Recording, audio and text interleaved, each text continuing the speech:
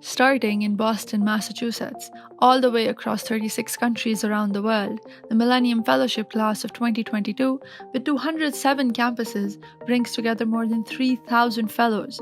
Our fellows have taken up diverse topics for their projects and have been working hard to promote the UN SDGs in their communities. We want to take you on a remarkable journey of social impact. Our first stop, San Diego, California, where we meet the students from the Point Loma Nazarene University. Hi everyone, I'm Reina. I'm a sophomore in Point Loma's cohort of the Millennium Fellowship. For our United Nations Sustainable Development Goal, we chose number 10, which is reducing inequalities within and between countries. We chose this because our research is focused on the immigration process and how this affects both those in San Diego on the US side of the border and in Tijuana on the Mexico side of the border. We chose the United Nations Academic Impact Goal of Intercultural Dialogue, and the way that we're pursuing this is by using our research to educate people at our campus and around the San Diego area. Our goal is to increase dialogue about the border, educate people on the process of asylum seeking, and hopefully eliminate some of the harmful language used when talking about the border and migrants. One of the cool things we've gotten to do with our project is go down to the border and on the other side of the border and conduct interviews with migrants and heads of the migrant homes. This has been a really cool part of our project because we've gotten to kind of see the human side of our research and kind of get on the ground and see how this is affecting real people in real time. So it's been a huge blessing to hear these stories and really see how the work we're doing is making a serious change.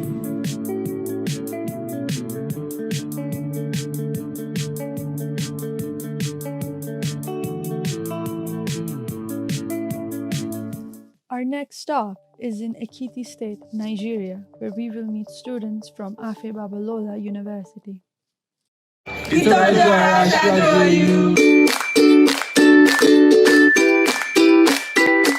Our project literally translates to mean healthcare before pregnancy. So this is the care that we give to women and men of reproductive age in order to increase the chances of having children with good health outcomes. So this falls under Sustainable Development Goals 3, which means education for all.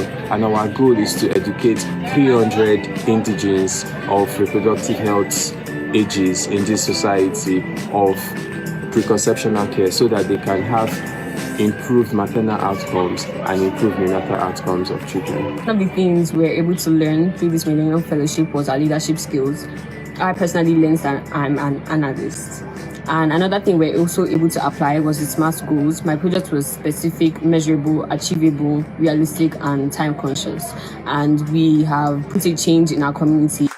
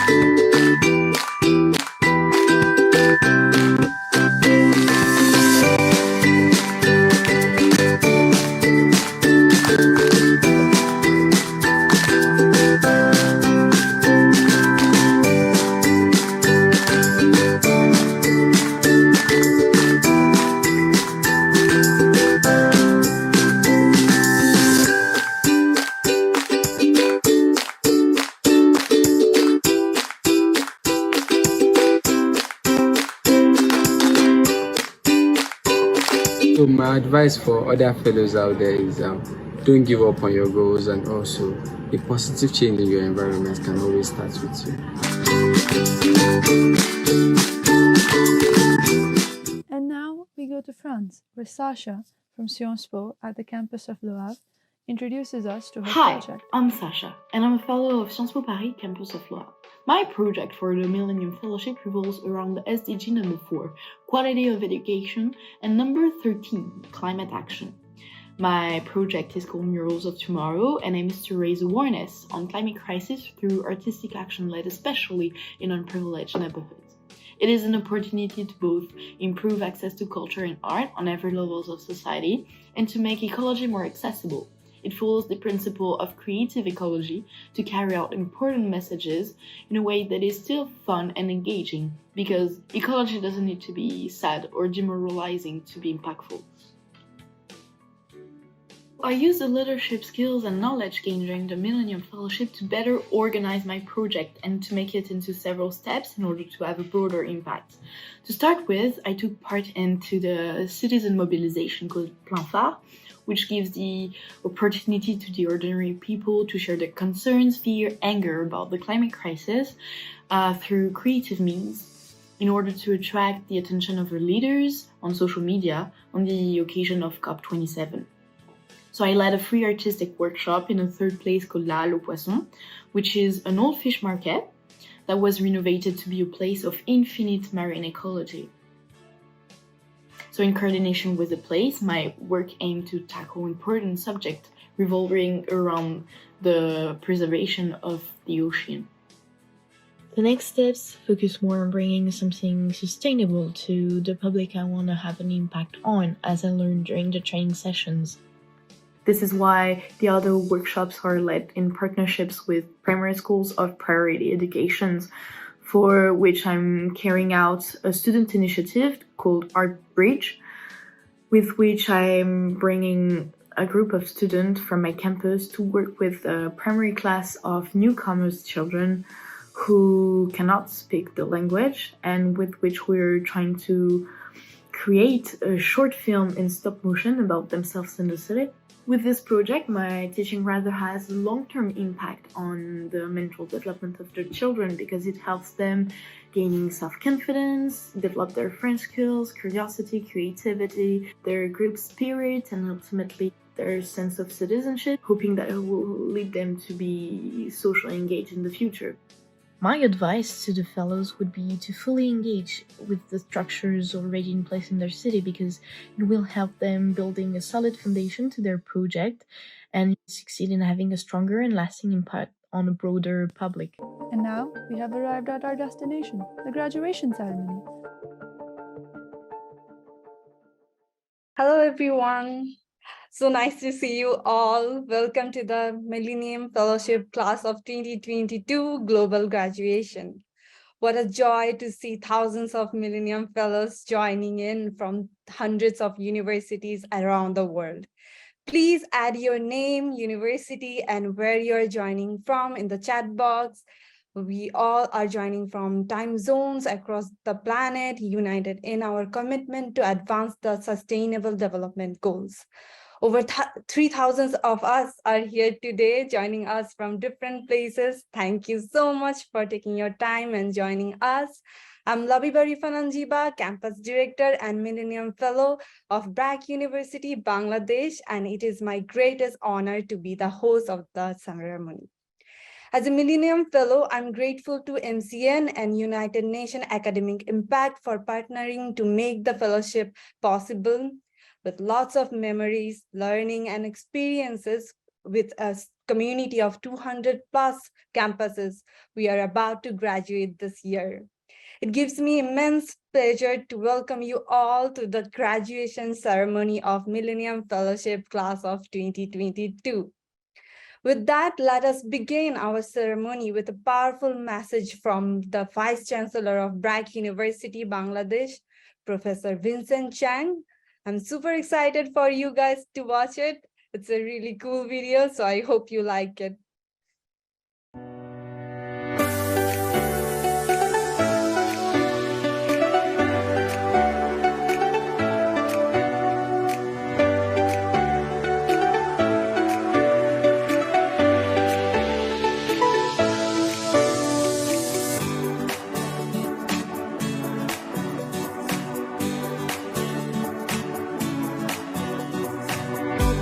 This is Vincent Chang. I'm the President and Vice Chancellor of Brac University in Dhaka, Bangladesh. I'm proud that this year, our number of Millennium Fellows has nearly doubled. All Millennium Fellows have worked on 20 projects. They are highly relevant to the UN SDGs. I thank them and urge them to continue to make a difference. I also thank the Millennium Campus Network and the UN Academic Impact for their work on promoting undergraduate leadership for the SDGs. Hi, I'm Labiba Rifananjiba, Campus Director, Millennium Fellowship at Brac University.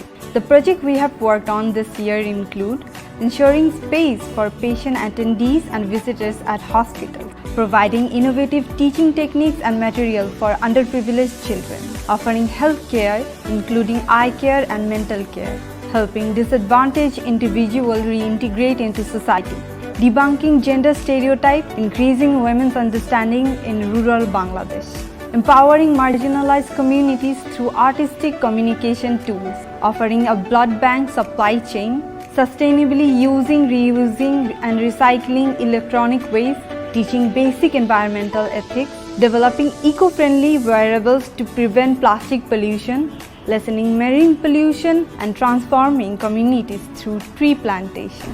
I congratulate the Millennium Fellowship class of 2022 on your graduation. Let's continue the good work. From Brac University.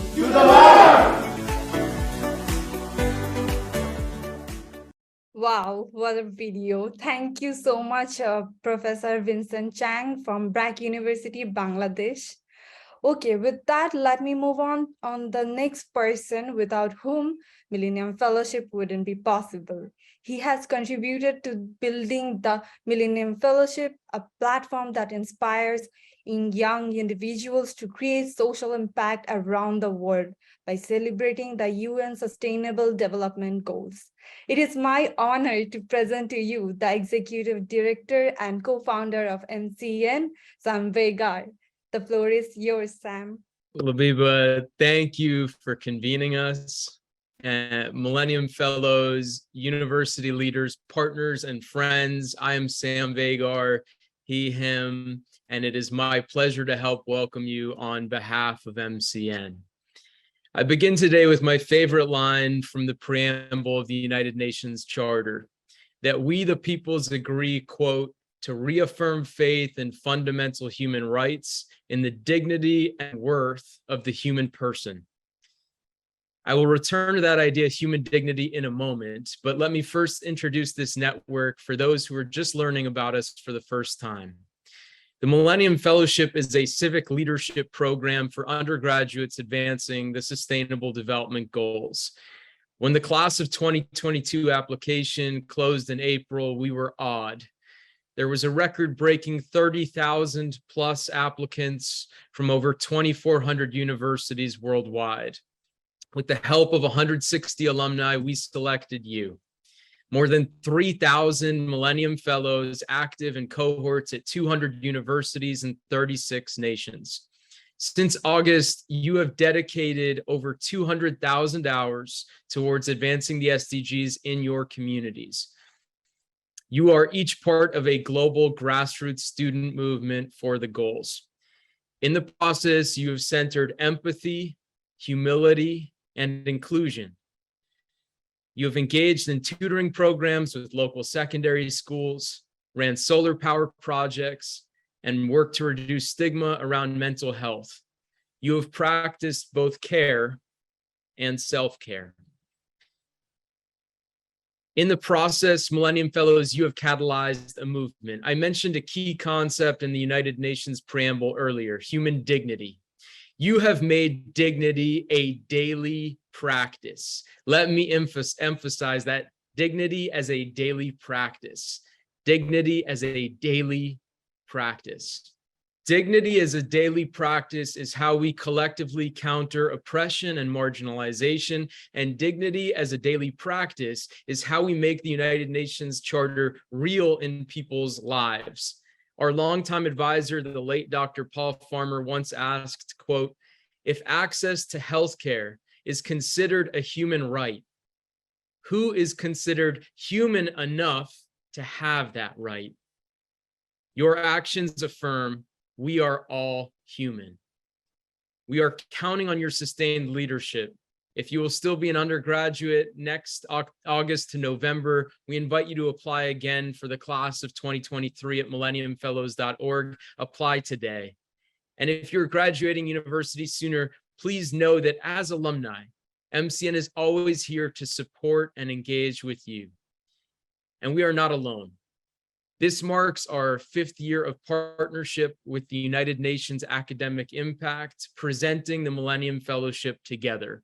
In these 5 years, more than 7,000 undergraduates worldwide have participated in this fellowship. I can only imagine what is possible in the next 5 years. While there are many UN agencies, programs, and initiatives, to us, there is no better partner than UNAI. It plays a vital role in centering higher education and students in the process of advancing UN goals. We owe deep thanks to Omar Hernandez and the entire UNAI team. And we are so honored that Robert Skinner and Jayashri Wyatt are here with us from the United Nations today. Rob serves as Deputy Director and Chief of Partnerships and Global Engagement, and as Chief of UNAI. Jayashri serves as Chief of Education Outreach, both in the Department of Global Communications, and both leaders make invaluable contributions that make UNAI the extraordinary initiative and partner that it is.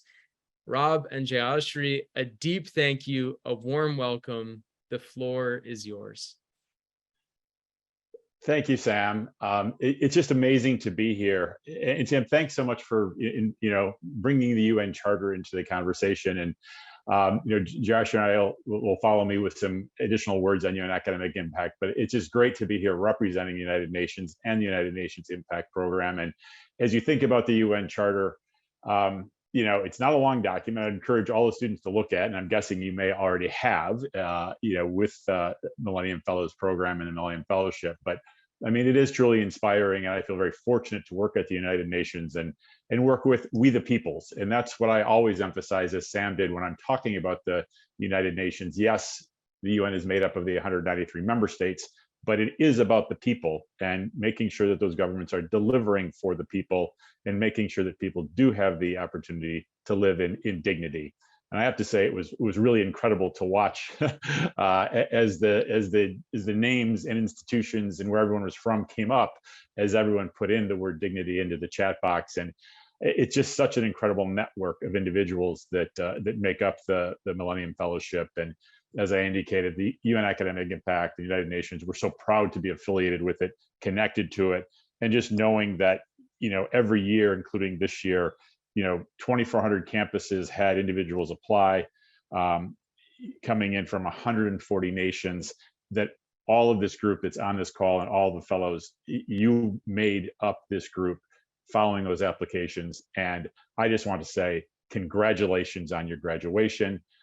You've had an amazing period of time here with MCN, and we just hope that as you move forward, you'll stay connected with the UN, make sure to be a part of the world that we're trying to build, and making sure that, this is something I'll say, everyone's referred to the SDGs, the Sustainable Development Goals, as the UN's SDGs, but at the UN, the one thing we work very hard to get everyone to understand is they're not really owned by the United Nations. They were created at the United Nations and adopted by the governments at the General Assembly, but they're everyone's SDGs, and you all clearly exemplify that so well just by what you're doing through the Millennium Fellows program.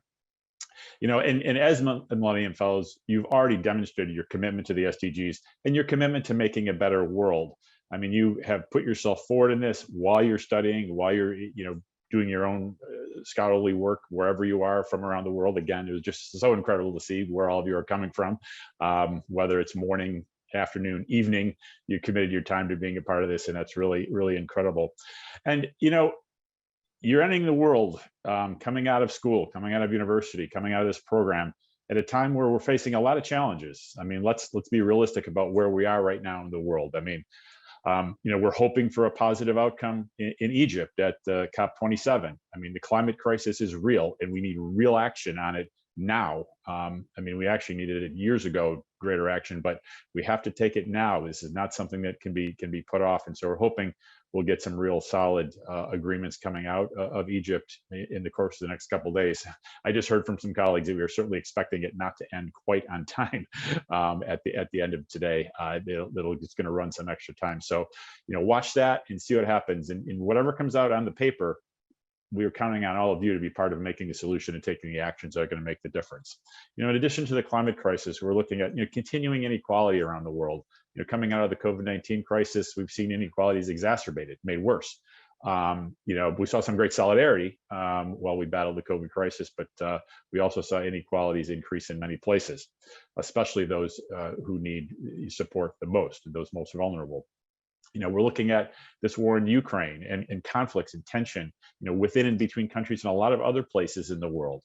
We're looking at, seeing how social media is exacerbating also the use of misinformation and disinformation. We saw that a great deal during the COVID crisis, and we're seeing in a lot of other areas as well, including in in the climate crisis, and including with these conflict areas around the world. And it's and also increased hate speech in that space. Which we're very concerned about at the United Nations. We're working very hard to try and combat that by making sure that people are seeing accurate, factual, and honest information, real information, so that they can take actions to make their lives better and make their communities better. So I have to admit that my generation has not done an amazing job as stewards of the planet and for combating these issues. And that's why it's so important that all of you pick this up and lead us in the directions that we need to go for a better planet. Bring your youthful energy, bring your positivity, bring your desire for change, and make that impact, and really force and push all of us to go in the directions we need to go to make this a more equitable and safe, healthy planet for all of us to live on. We need that, we need you, and we need to continue with what you're doing.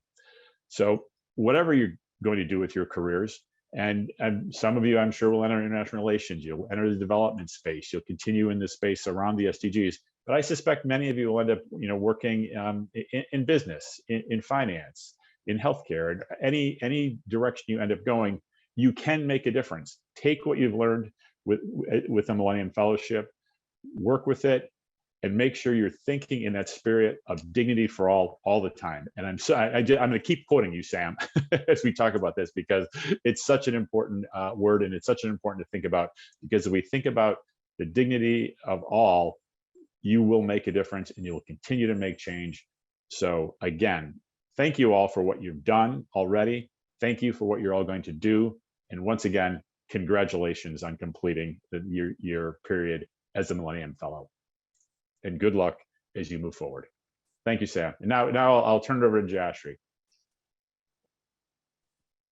Thank you so much, Rob, for your words. And after Sam and Rob, I'm not sure how much I can contribute, because you've already said so much that is of such great value. So let me just touch lightly on the piece about human dignity and really about our connectedness. Rob was talking about how the United Nations is really about we, the peoples, and the Sustainable Development Goals. As Rob said, they do not belong to an institution. They belong to we, the peoples. And that, I think, is really the strength of the United Nations, that we are a human community. And what I love about the Millennium Fellowship Network and all of you fellows who are graduating is that you are connecting with each other in your research and in your vision for what humanity can do when we work together.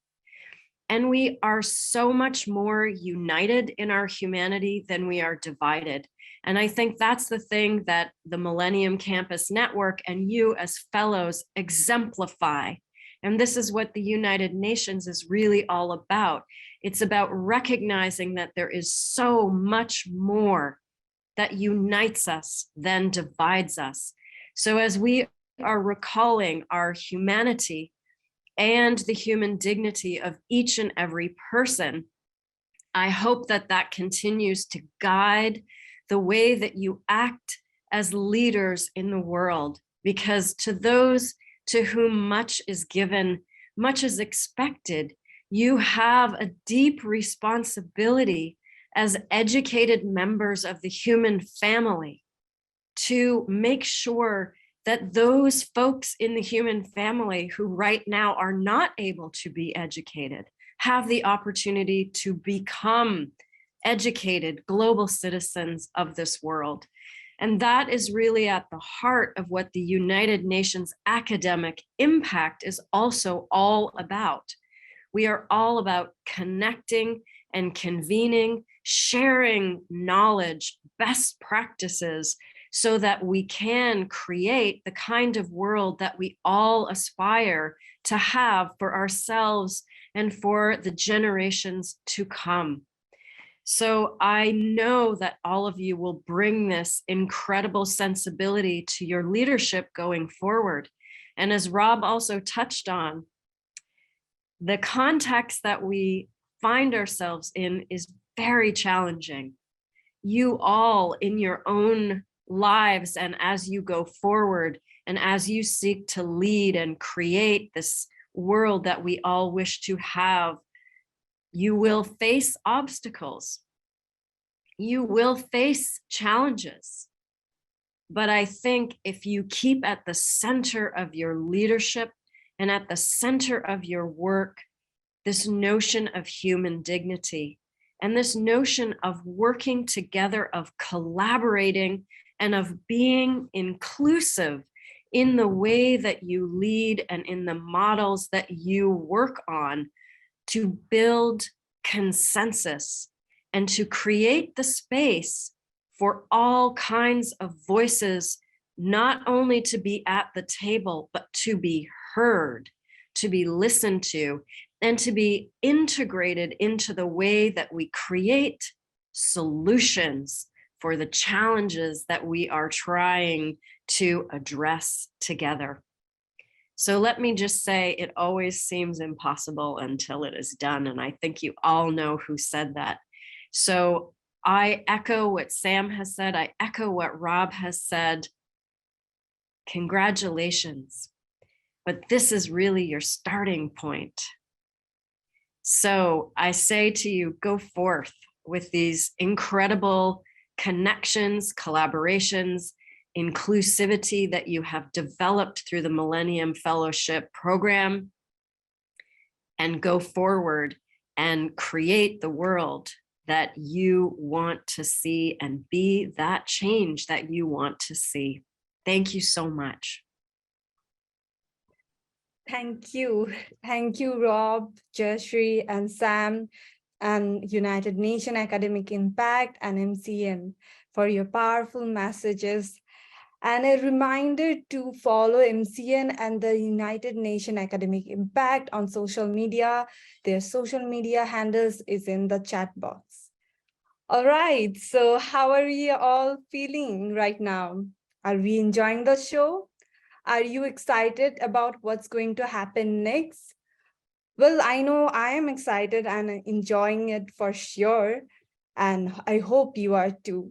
Please share your thoughts in the chat box and celebrate this moment of joy with your loved ones and friends on social media using Millennium Fellowship, #Millennium Fellowship.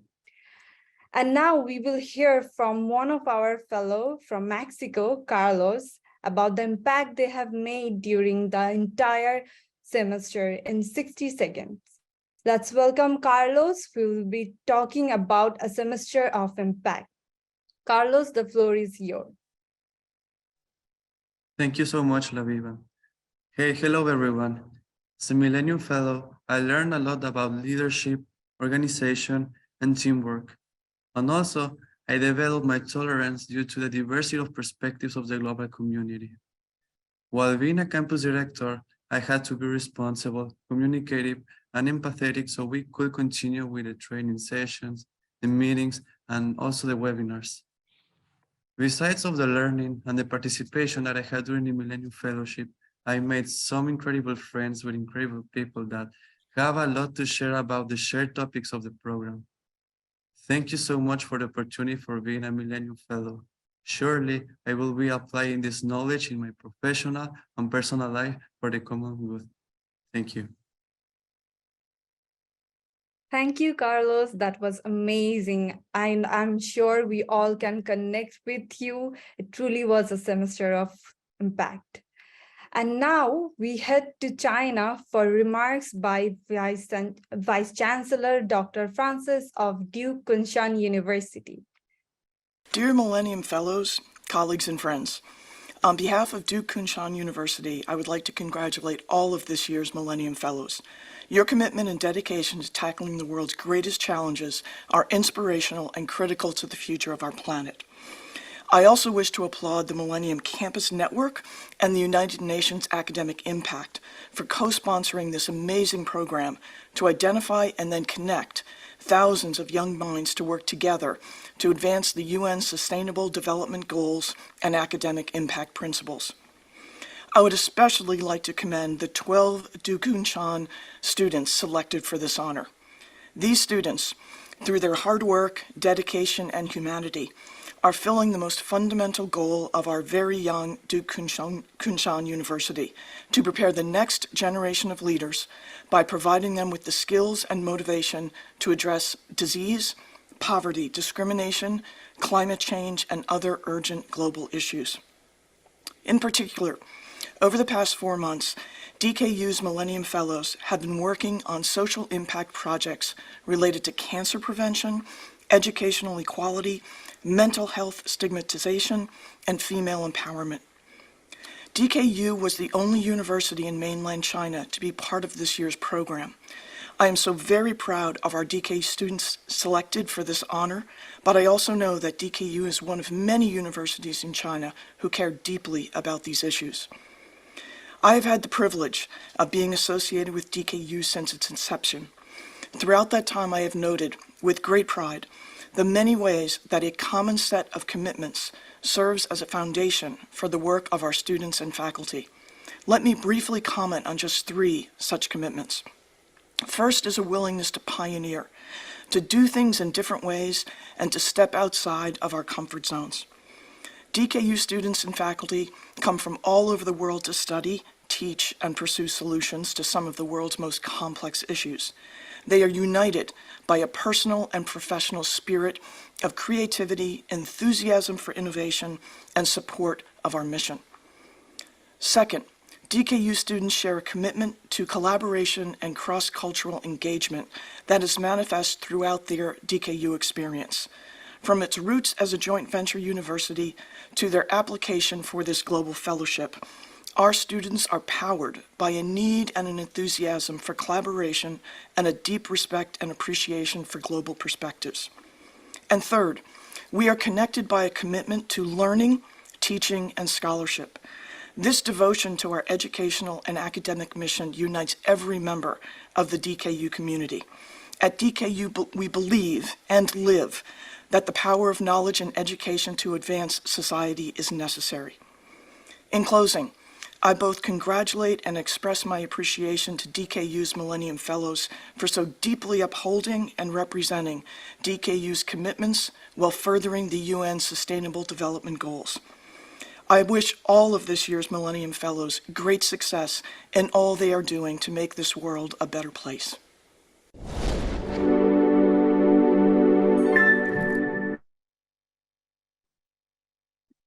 Thank you, Vice Chancellor Francis, for highlighting such important global concerns that I believe we can all relate to and have been working on them for the past couple of months. At this point, we want to reflect with every Millennium Fellow in the class of 2022 to consider what is next as we graduate. How can we sustain our commitments to SDGs? MCN has 3 partners that we want to introduce here to help reflect with us. To begin, a special message from Carolina and Joe, the founder of Elevate Prize Foundation, a phenomenal partner that provides funding and support for social entrepreneurs. Hi, it's Carolina from the Elevate Prize Foundation, and we're all here having an early Thanksgiving celebration. And we wanted to chime in to your very exciting day and wish you a huge congratulations on behalf of the foundation. We're so proud to be supporters of your work and so excited to see where you all take this incredible leadership that you have learned through MCN. And you literally said everything I was going to say. I have no idea who this woman is, but she's feeding us tonight and we love her. We love you guys. We're so excited for you. We're excited for your future, and you are our future. So from all of us at the Elevate Prize, congratulations.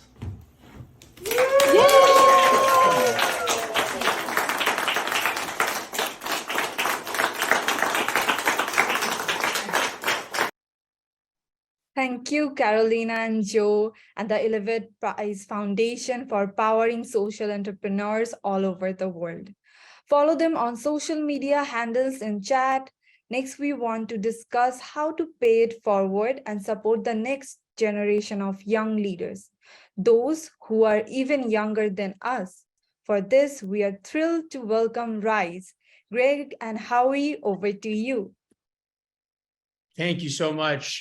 Just want to start off by introducing myself. My name is Greg Manny, and I'm the Senior Manager for Selection and Global Outreach at Rise. First and foremost, I want to say congratulations to all the Millennium Fellows at this exciting graduation. And congratulations, not just on your graduation, but on all you've accomplished as part of the program and all that you will accomplish in the future as you head off into the world with the support of the MCN network and all the values it's instilled in you.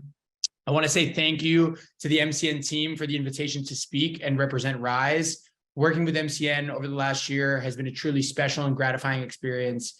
We're proud to collaborate with an extremely mission-aligned organization like MCN, as we both see the value in training the next generation of social impact leaders who are going to solve society's great challenges. On that note, I want to share a bit about Rise. Just for those of you who don't know, we are an initiative of Schmidt Futures and the Rhodes Trust, working to identify brilliant 15 to 17-year-olds and support them for life as they work to solve the biggest issues facing society today. Rise is different from most talent identification programs because, like MCN, we're global in nature. We have representation in our community from over 175 countries, and we value those connections that we're building across borders and creating a community that is global as the world gets smaller with each and every day. Another thing that makes Rise different from most talent identification programs is that we're building a program that provides lifetime support to those that we identify. So we're looking for 15 to 17-year-olds who are in need of opportunity, but we plan on working with those youth into their 20s, 30s, 40s, and 50s as they apply their talents to addressing those issues that we're trying to solve as a community. Last but not least, I want to make a shout out to the work similar to MCN again of doing social impact projects and impact work. The way we identify talent is not through traditional metrics like grades or test scores, but instead it takes place through a project-based learning experience called the Rise Challenge, whereby 15 to 17-year-olds from around the world are able to learn about social impact work, how to conduct it, and submit their own ideas and projects, which we use to identify that next generation of leaders that we're going to be supporting for life.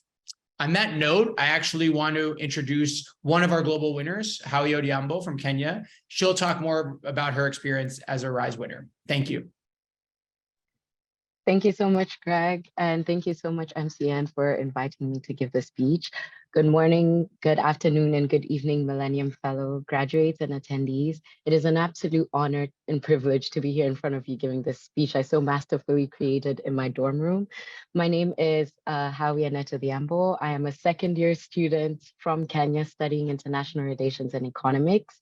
And as you can see from the bio, I am a Rise 2021 global winner. And I would like to spend the next 2 to 3 minutes kind of enlightening you on my Rise experiences, challenges, and my hopes for the future.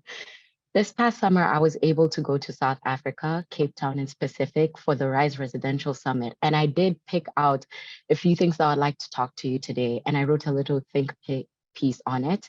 And I titled it, Life is Truly Unfair. So to understand this, I realized when we went to the Rise South Africa Summit, someone mentioned, you're welcome to Cape Town and not South Africa, implying that there was a difference, that the city was not part of South Africa and the systems differed from majority of the country. And this sadly traces us back to the apartheid era, whereby you needed to be fully immersed in the black and white film that South Africa was living at that time. So you had 3 major laws that governed this regime: the Race Classification Act, the Mixed Marriages Act, and the Group Areas Act. Basically, if you were Black, laws imposed on you meant that you couldn't live in a city. Fast forward to a future described as peaceful but highly unfair. What hinders the growth of such a well-defined community from achieving sustainable future, both socially and economically? I label this the status quo, reverting it back to the beginning where life is truly unfair. We love to keep structure because it keeps us alive. For some people, that structure kills their communities, their access to infrastructure, to opportunities, and to their own idea of development. Its accessibility for the majority or even the minority in power is what keeps it alive. We cannot keep pinning systems that seem to exist in different parts of the world with the idea that it would benefit a community. Adaptation is slowly becoming the it thing. I'm very surprised that it is taking us quite some time to figure this out in the context of socialization, globalization, and economization. Take my country, Kenya, for example. The recent elections have come to show us that we're nothing but sheep adhering to a system that has been set for us. Here, globalization has allowed for larger economies to be heavily involved within the political runnings of our own country. Socialization has pushed for the internalization of tribalism. And lastly, economization has seen the inherent inability to utilize effective resources to assist accurate depiction of the election results. I know for some of you, all of this information is a bit confusing and much, but I hope to unlock a different way of thinking. Some key takeaways from this is that systems have always existed, and we humans have just found a label and attached it to our daily regimen. And RISE has allowed me to be able to see this in a more clear perspective at this young age. Systems are never going to be fair, and there's always going to be an unfair variable, and that's what keeps the system running. You cannot shut down a whole system single-handedly, but you can always count on the community around you, your support system, to help adapt it to be as fair as possible. And always be open to taking calculated risks, be open-minded, because that is the only way we can approach a system and adapt it accordingly.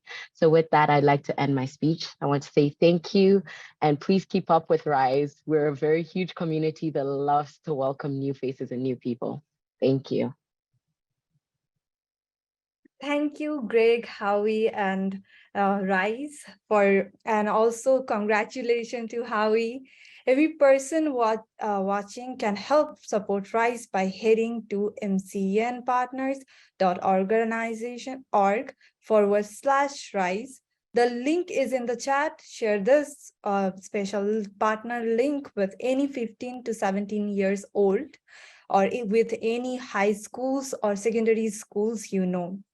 And consider signing up as an MCN volunteer to support this initiative.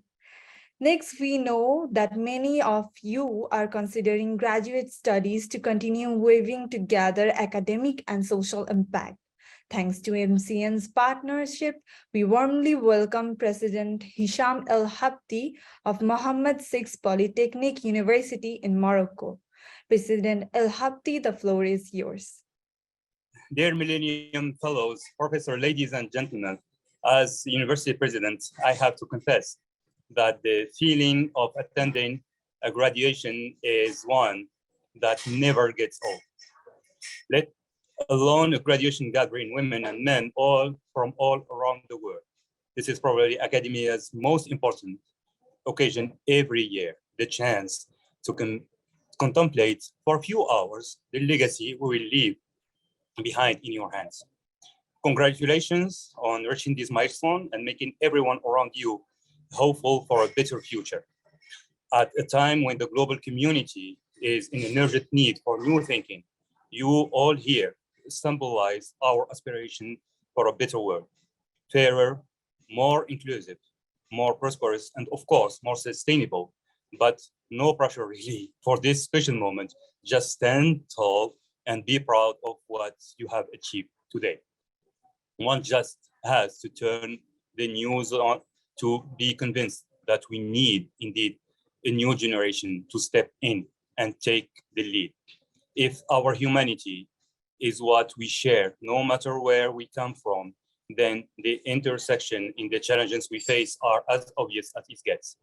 A viral outbreak in Asia that turned into a global pandemic, a geopolitical crisis in Europe with the direct effect on African food security, rising carbon emissions in industrial countries triggering natural disaster in the global south. Now more than ever, global cooperation is not just an option on the table, but an imperative for our survival. We will not reach sustainability anywhere until we have sustainability everywhere, which is why pioneering initiatives like the Millennium Fellowship are something to cherish and preserve. By engaging with peers from all around the world on the UN SDGs, you have adopted very early on a guiding philosophy for your collective action. This is a bond that I urge you to keep no matter what field you are in. For that, you are today equipped with the magical tools of knowledge and science. They are already proving to be useful weapons in the fight for sustainability. At Mohammed VI Polytechnic University, we know that all too well. Our operating model is one that makes universities a catalyst for sustainable development. Founded with that mission, UM6P has made its campuses the beating heart of fully fledged agriculture, industrial, economic, and social ecosystems. In that regard, our focus on Moroccan and African youth is rock solid. We believe that university education is not just a chance to learn concepts, try one's hand at concrete impact. Every day, our students and researchers can experiment and implement real solutions to real problems because the infrastructure surrounding them is at scale. A real experimental farm, a real experimental mine, an actual startup campus supporting entrepreneurs at all stages of maturity. Sustainability cannot wait for solutions stuck at the lab. My home continent, Africa, knows something about the need for sustainability. We are quite the mix of challenges and the opportunities. On one hand, pressing issues of nutrition, infrastructure, and literacy keep reminding us of the work ahead. On the other hand, a rising digital penetration rate allowing for all kinds of disruptions and a population that is 60% under the age of 25. I'm talking to you, African Millennium Fellows. Along with your peers from around the world, you symbolize that potential. Together, stay hungry for a more positive impact on all of us. Congratulations again on a much deserved graduation. The only way from here is up. Thank you for your attention. Thank you so much, sir, for your wonderful speech and words of wisdom, and also for making this fellowship possible. Would also like to thank MCN partners for making this fellowship possible with their outstanding cooperation and continuous support. Okay, so how are we all feeling? Such a moment of inspiration. Tell me something that has inspired you during this semester in the chat box, and also share the special moments on social media using hashtag Millennium Fellowship. And don't forget to tag us as MCN partners. On that note, how are you feeling? Tell me what made this global connection country. Okay. Let me just share some of the people who did write their name. Wow, someone made from University of Dinima and so many others. Let me move on to the next. Each year, MCN recognizes global role models for our generation. Global Generation Award winners have included community leaders, diplomats, global advocates, young leaders, and diverse leaders using their platform to shape a more just, equitable world and achieve the SDGs. To begin, I pass the mic to Millennium Fellow Hyungi-jo. Hyungi-jo, the floor is yours. Yeah, thank you. Hey everyone, so I know that we are all over the world right now, so good morning, good afternoon, and good evening. I'm Hyungi-jo from Beijing, China, and I'm serving as a fellow in the campus director at Kunshan University for Millennium Fellowship program. The first thing I want to say is such a great honor for me to be here and celebrate this amazing moment with all of you guys. And I want to show my warmest congratulations to all of you and your incredible achievements. As you may know that our campus DKU is actually the only university from mainland China getting enrolled in this program. So it's definitely a huge step for not only our campus, but also for Asia and mainland China. Thanks to this amazing opportunity, in the past few months, we have been working on the solutions to the global challenges ranging from inequalities to human rights issue. Our social impact will actually affect more than 1 million people in developing countries. We feel so proud of that, and we know that we cannot do this without the support from both IMCN and Kunshan. Finally, I want to say, as a Generation Z, as we graduate today, we will never stop pursuing sustainable development goals for human beings, and we will continue our project in long-term future. I know that what we did can encourage more young people to participate in this global governance and making positive changes. I do believe that the Millennium Fellowship will provide a strong support for young generation to do so. And thank you so much. So maybe for now, it's my pleasure to announce that our distinguished Global Generation Award winner. For all of you guys, here's Professor Muhammad Yunus. Professor Yunus is the recipient of the Nobel Peace Prize in 2006 and was internationally recognized for his work in poverty alleviation. Professor Yunus has melded capitalism with social responsibility to create the Grameen Bank, a microcredit institution aimed to providing small amounts of working capital to the poor for self-employment. His innovation to poverty reduction led a global movement which benefits millions of people welfare situation. So for now, please join me in welcoming the incredible pioneer and game changer, Professor Yunus, and he received his Global Generation Award. Welcome.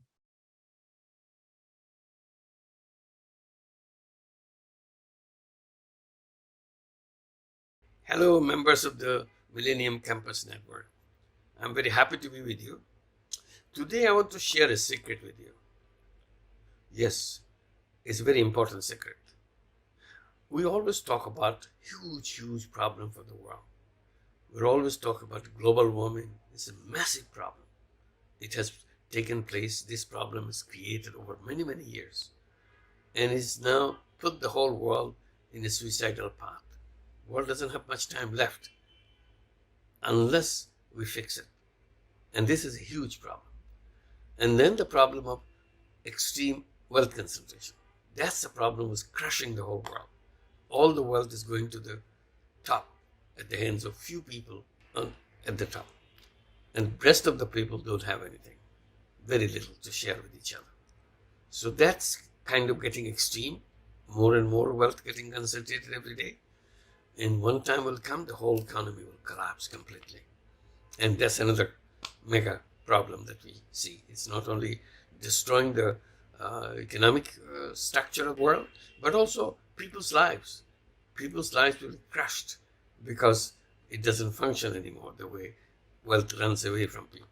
Another problem is problem of unemployment created by artificial intelligence. Human beings are pushed away from workplace and they will become garbage on this planet because they have no room on this planet anymore, no place, no role for them anymore. So these are three mega problems. There are many other problems. These are not the only three, but these three are the most outstanding problems, and any one of them is good enough to destroy the whole planet in very soon, in an urgent way, in a very short period, and so on. The secret I wanted to share, these are mega problems, we have to solve it, and each one of us feels so small. What can I do to solve the problem of the world, which so many people around the world for so many years trying to solve, could not solve it? How can I solve it? I have a secret for that. I have gone through that process. You know, when I started microcredit, I started with only a couple of people, lending money to few people in the village.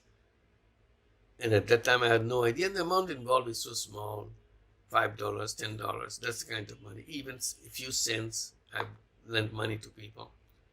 So I was not worrying about the huge problem of poverty, huge denial by the banking system, denial of the poor people accessing financial services and so on. I was not worrying about that at that moment. I was trying to solve the problem of few people. That was a small, tiny little step. And gradually it grew. It became a bang. The idea has spread all over the world. Now, globally it is done. And it is being discussed all the time, how to make it more universal. And it has reached out to millions of people. So that's the secret. You start big things, not in a big way. In a small, tiny little step. You take a tiny little bit and try to solve that piece of the problem. Once you can solve the problem in a tiny little piece, you can repeat it and become a bigger and bigger as you repeat the system. It's all big problems can be converted into a tiny little problem, hitting a small area or few people. All you have to do is to address that. If you're trying to talk about the problem of unemployment, huge unemployment in the whole world, millions of people are unemployed. You can't solve it. But I can definitely solve the problem of one unemployed person or two unemployed person. If I've done that, solving the problem of one unemployed or two unemployed, I have found a way how to solve the problem of 20, how to solve the problem of 100. All we have to do is to repeat it. So repetition is what reaches out to the large numbers. So don't worry. Don't worry about how to solve the big problem. Just start with a small step. Make sure you can solve it at a tiny little level. And once you can take this tiny little step, soon you'll be covering millions of miles of journey. That's the trick. And see, all the problem I talk about the global warming, about the wealth concentration, about the unemployment, 3 mega issues. I said we undo all those things. Yes, you and me. We can undo this. How? By creating a 3-0 world where there will be 0 global warming, 0 wealth concentration, and 0 unemployment. How do we do that? We create 3-0 clubs. A 3-0 club is nothing but 5 young people getting together and forming a club, calling themselves 3-0 Club.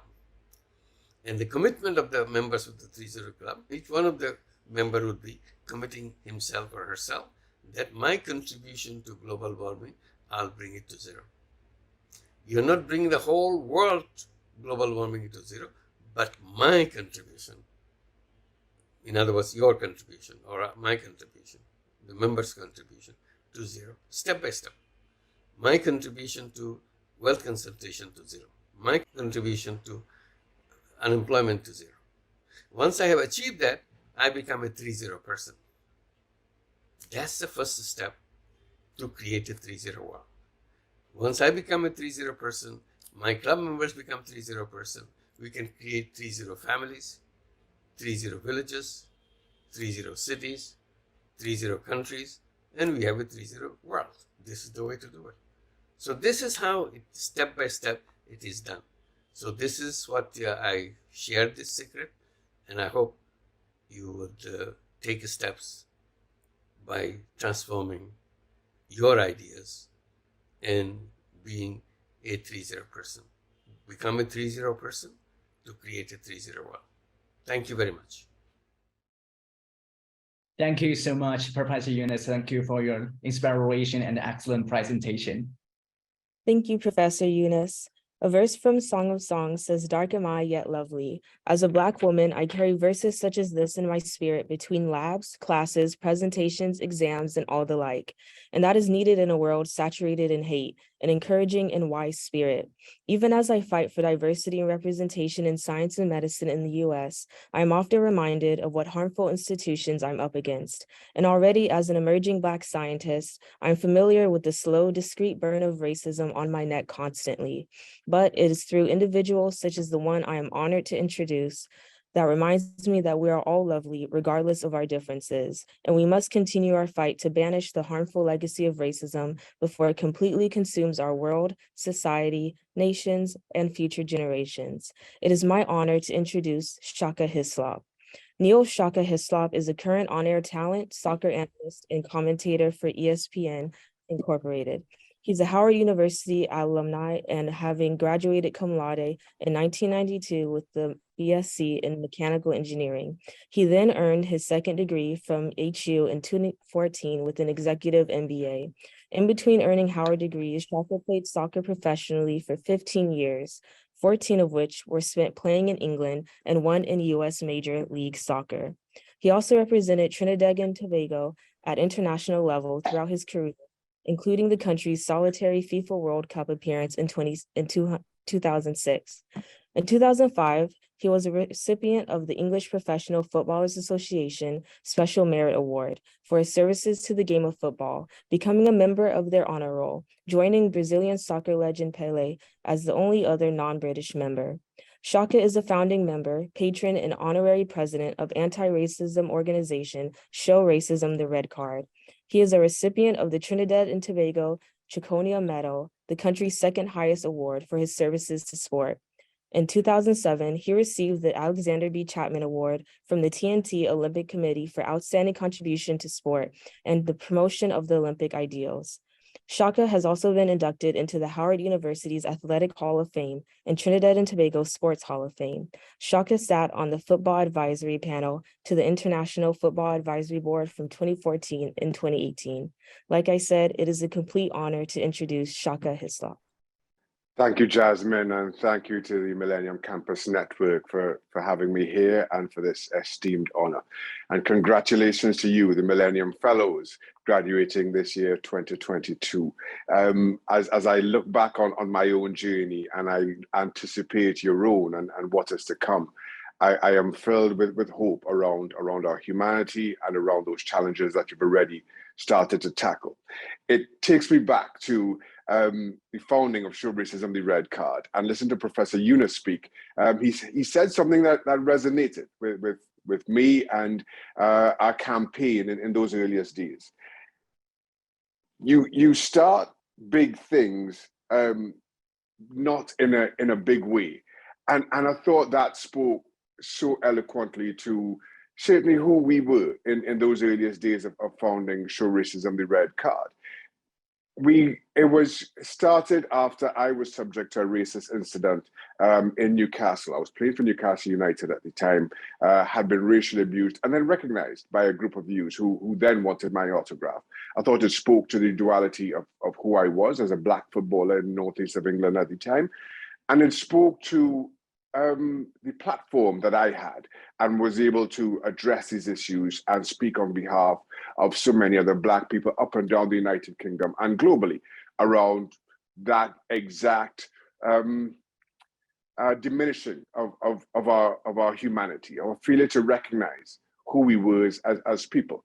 We started small. We started by going to speaking at schools and just speaking of our experiences and the lessons that football and sharing a dressing room with players from all four corners of the earth taught us.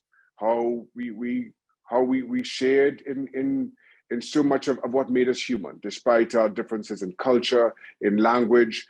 When we lost a game, we went onto the training ground and worked to put it right. When we won, we celebrated together. And I thought that spoke to our greatest calling of who we are as a multicultural community, particularly in today's world.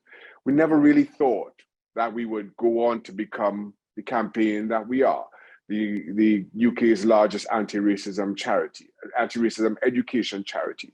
We just wanted to make a small difference to the club, to the communities that we called our own. Over the years, the question I've been asked most is there still a need for organizations such as Show Racism the Red Card? I tried to answer that as best or as delicately as I possibly could. That racism will generations, hundreds of years in the making, and it would be hundreds of years in the dismantling. And then 2020 happened, as I put it. And so much of our work was brought into focus.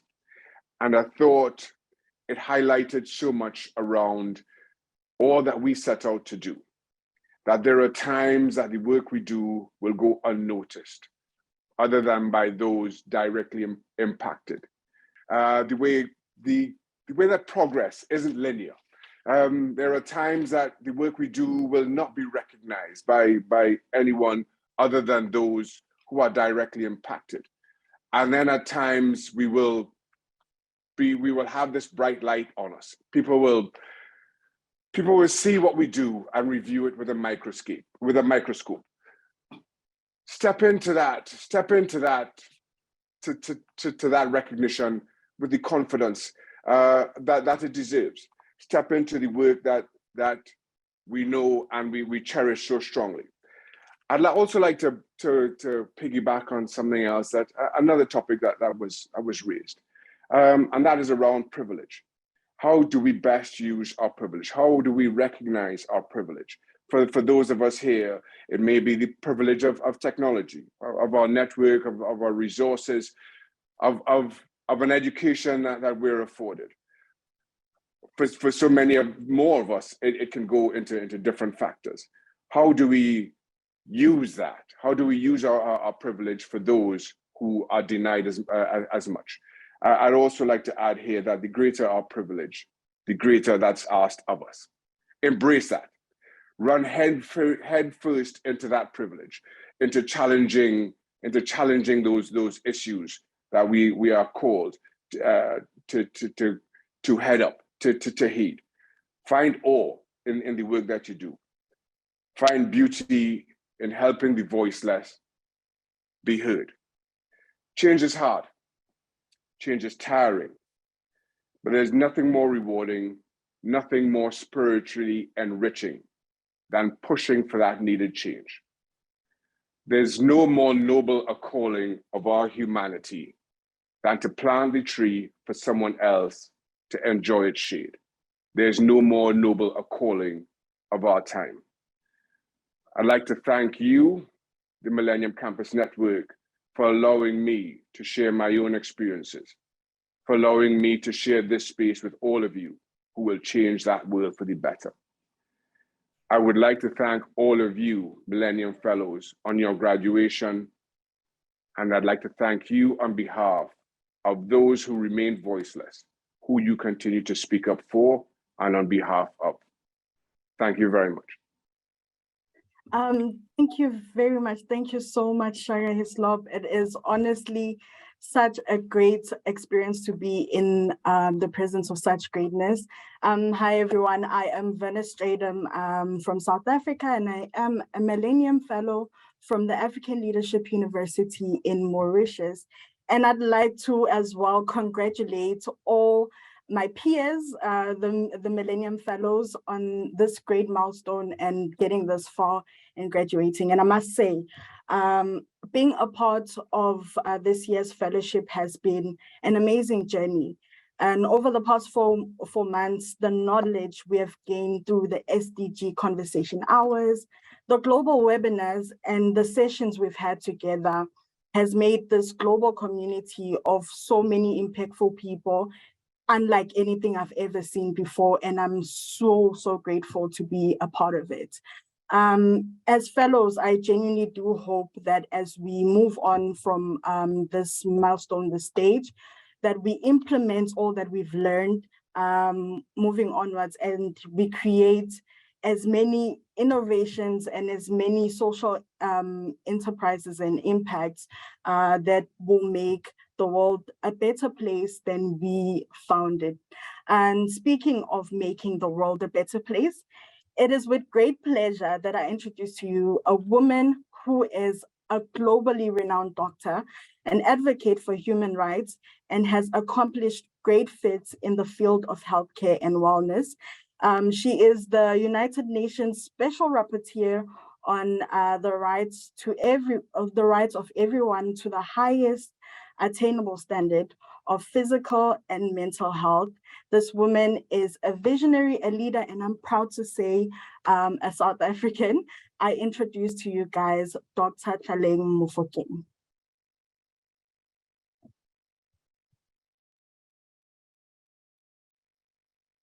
Hi, everyone.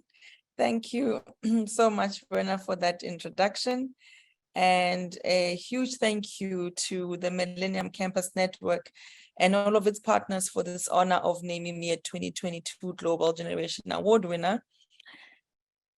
Each year, you honor role models, of course, who use their global platforms for good as Global Generation Award winners.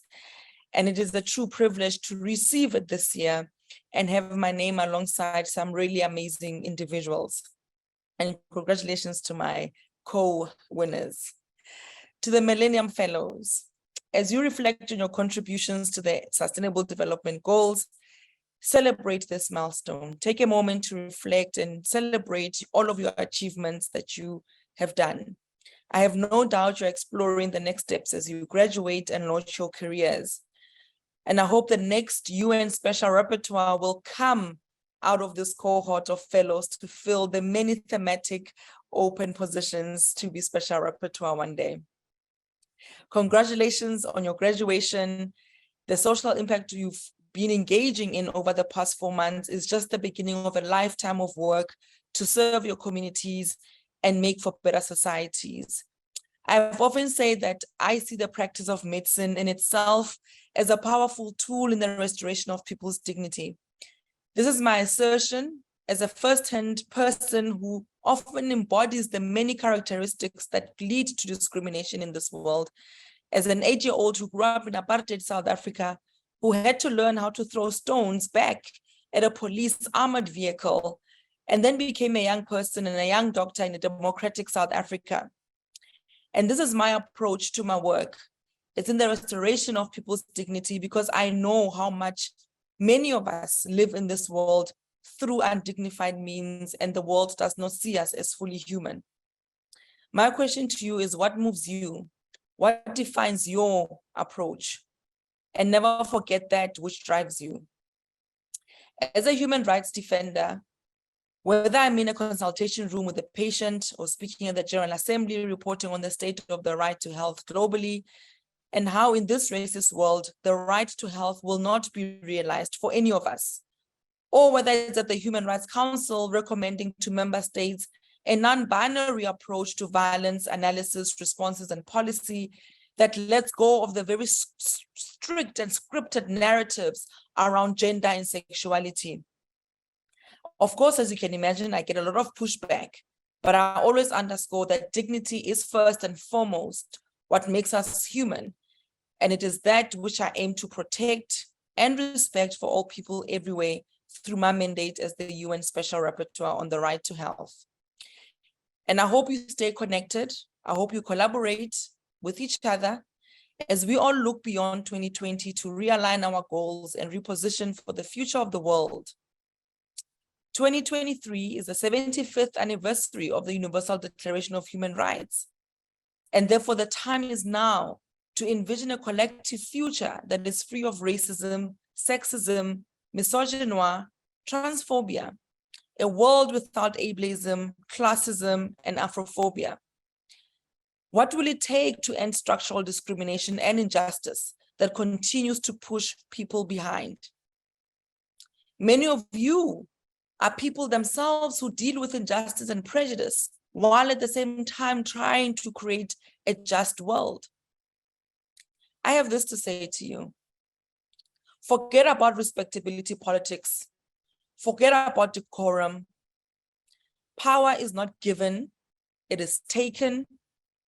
And we must demand meaningful participation and transparency of societies most impacted by the various issues we work to improve. And this is key to enable accountability of all elected leaders around the world and global institutions. As young people, we are leaders in this very moment. There is no future potential to harness of our collective leadership. We are already doing the work. You have already done the work. We are shifting power every single day.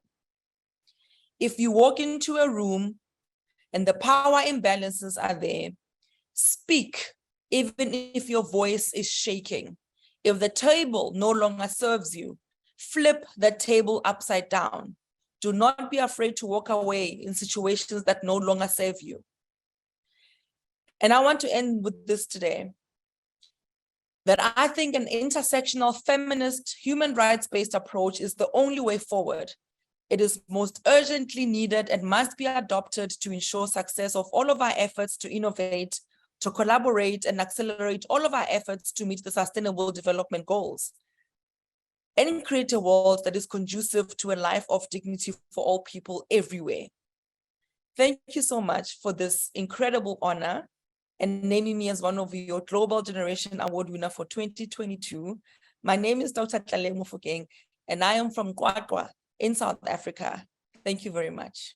Thank you very much, Professor Muhammad Yunus and Dr. Mofokeng, and also for joining us today and delivering such a powerful message. Congratulations to all the Global Generation Award winners on your outstanding achievement, and thank you for continuing to have a positive impact around the world. Now, for the last time, we will hear from one of our fellows for 60 seconds about the dynamics of teamwork during this semester. Please welcome Portia, who will be presenting a semester of teamwork. Right. Thank Portia, you, the Habibi. floor is yours. Thank you, Habibi. Thank you, Team MCN. And congratulations to all of us once again on our graduation. And so a semester of teamwork, even though we've had a rough start at the beginning of the semester, we found our way and we pushed through. And here we are today because of the collaborative efforts of all fellows, from finding a space to meet, finding a suitable time that benefits most, if not all fellows, to coming up with a topic even for our project. Now, even as a campus director, I have come to appreciate the individual efforts and teamwork from my fellows, and it's something I intend to apply. In the popular words of Vince Lombardi, individual commitment indeed to group effort. Now, that is what makes a teamwork. Now, even as we graduate today, I want to urge you all by saying, whatever you find yourself, know that it's teamwork that makes the dream work. And also, let's not neglect our fellow colleagues. Whenever we can, let's lend a helping hand to each other, and together we can make the world a better place. Thank you, and congratulations to us all once again. Thank you, Portia, for your reflection on your cohort's journey as a team. Now, I would like to grab your attention to an important feature of our nature, that is the ocean. Needless to say that day by day it's getting polluted, and we need to save our ocean and the marine life. There are certain individuals who are highly aware of the ocean crisis and have taken action to preserve it.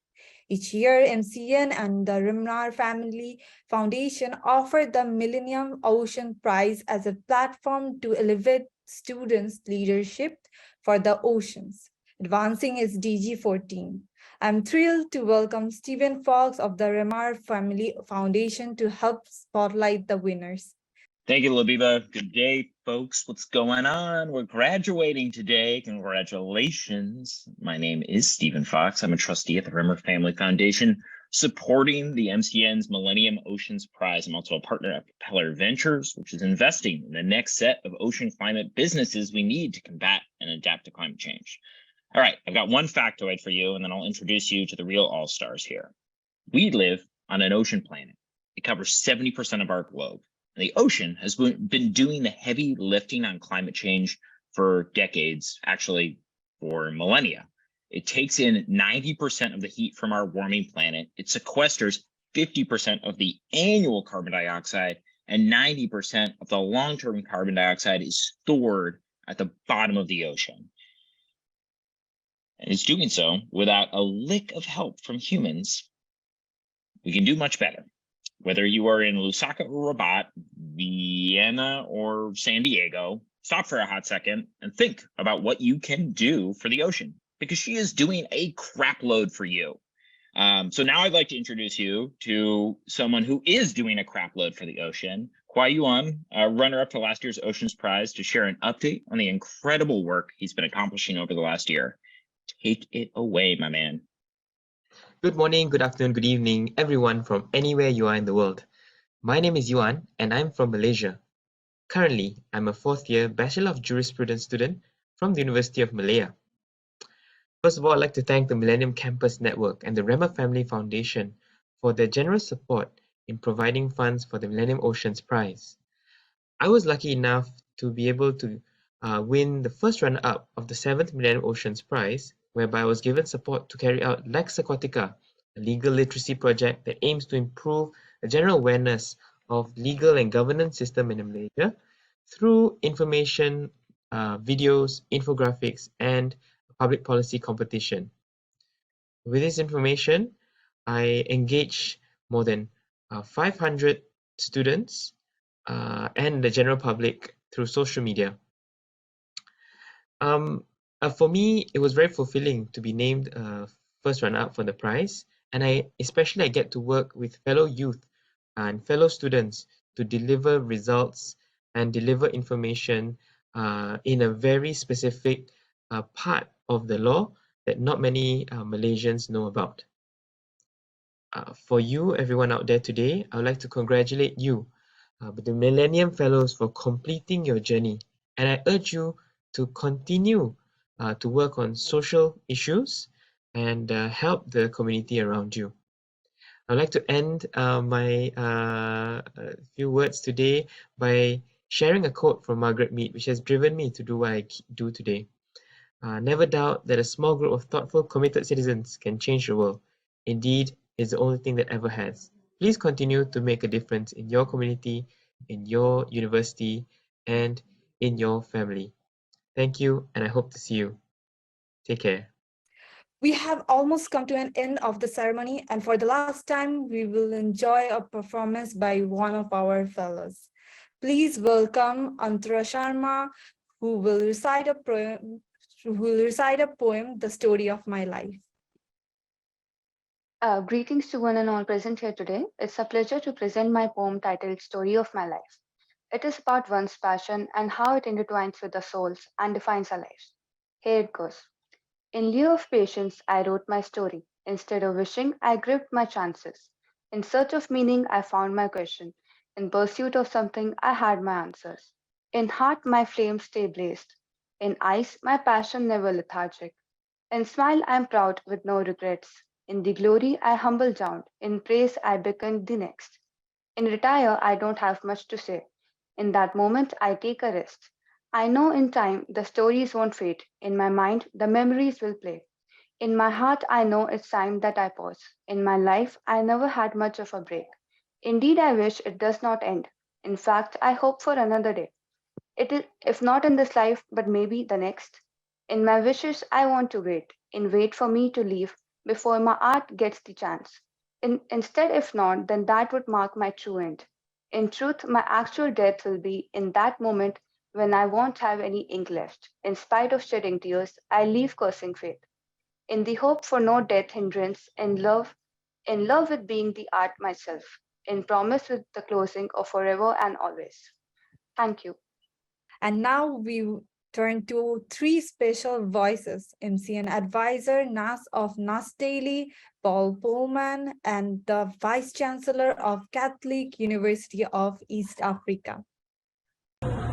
Hello, Millennium Fellows, graduates of 2022. I want to say congratulations from all of us at NAS Daily and all of us at SAM. Congratulations on graduating. You've gone through a lot. This is not easy, right? It's not supposed to be easy. I hope you use your skills and your knowledge to create content. If a tree fell in the forest and nobody saw it fall, the tree did not fall. You need to make the tree fall and make a video about it falling. That's what I want you to do. Good luck. I hope you build your next NAS Daily. That's less than a minute. See you tomorrow. Receive warm greetings from the Catholic University of Eastern Africa. I am Very Reverend Professor Stephen Bugwangari, the Vice Chancellor and Director of the Catholic University of Eastern Africa. Today we celebrated the Millennium Fellowship class of 2022, and I wish to express our heartfelt gratitude as a university to the United Nations Academic Impact and to the Millennium Campus Network for having us on board. Thank you for considering applications from our student body who have actively participated in our leadership mentorship program. On the whole, students in our university engage in activities that are relevant to the United Nations Development Goals.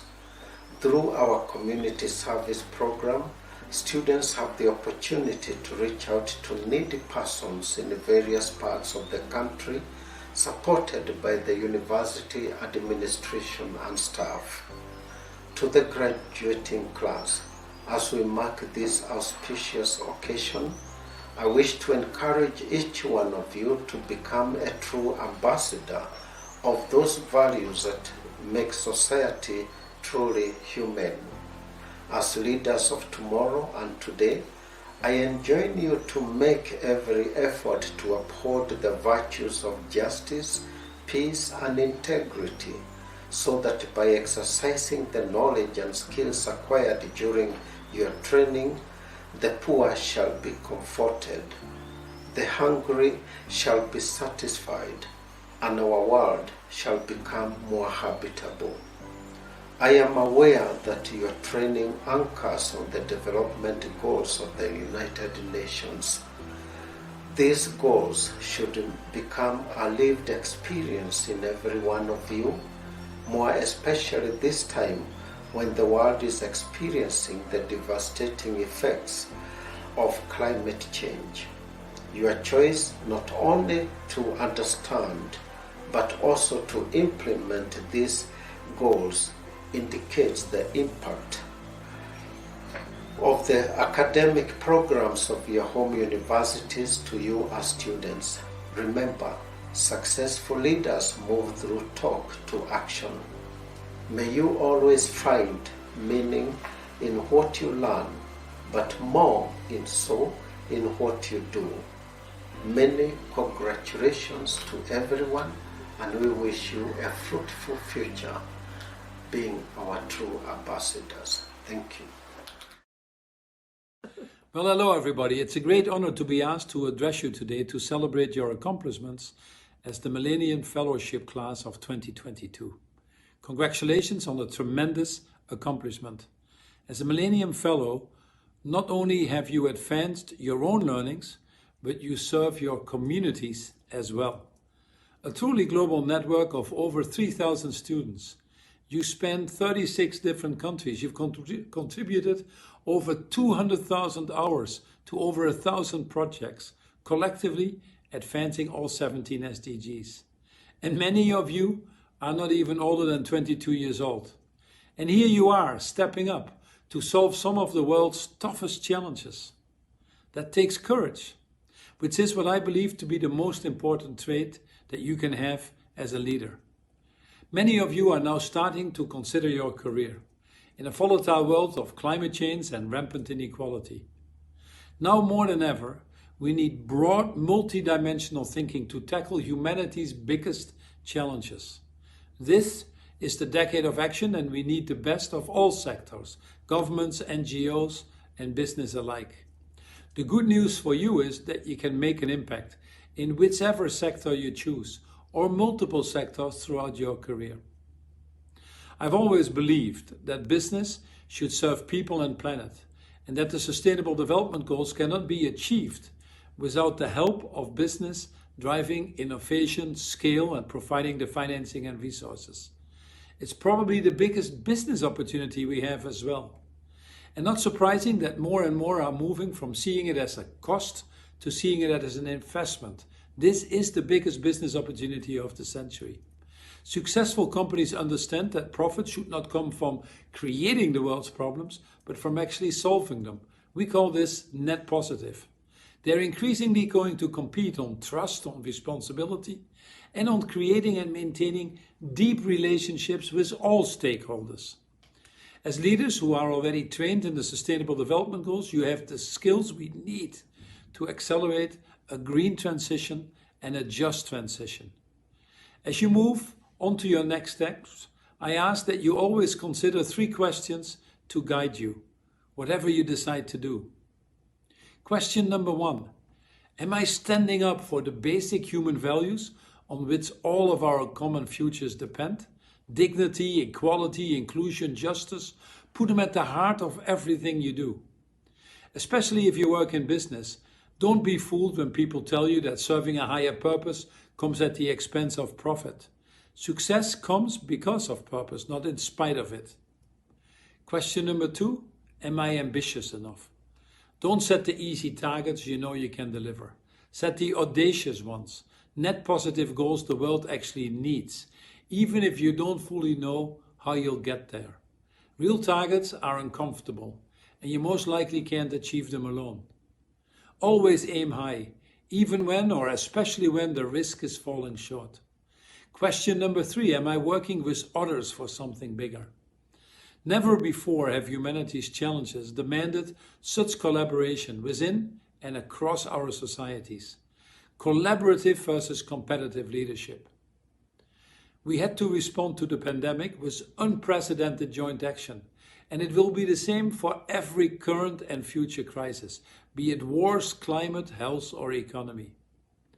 These ideas of ambition, defense of basic values, and of partnership are important. The relationship you build with one another, they matter. The communities you live in, it matters. I know it doesn't always feel like it, but these are tremendous days to be young. Together, we have an enormous opportunity to shape the future, save the planet, and to change the course of human history. The only impossible journeys are the ones we never begin. Don't waste time on things you don't believe in. Don't wait for anyone else. When the change comes, it will come quicker than any of us ever imagined. And to those of us who tell us it can't be done, I tell you very simply, you are on the wrong side of history. Congratulations once more to all of you, and thank you for what you're doing. Thank you. Thank you so much, MC and advisors and the Vice Chancellor of Catholic University of East Africa for their wonderful remarks. With that, we are almost near to the end, but this is not the end. We now invite every Millennium Fellow to watch a powerful slideshow of our class around the world. Enjoy the next few minutes, and I hope you are all celebrating in person or virtually for all your accomplishment and hard work this semester. Congratulations, class of 2022.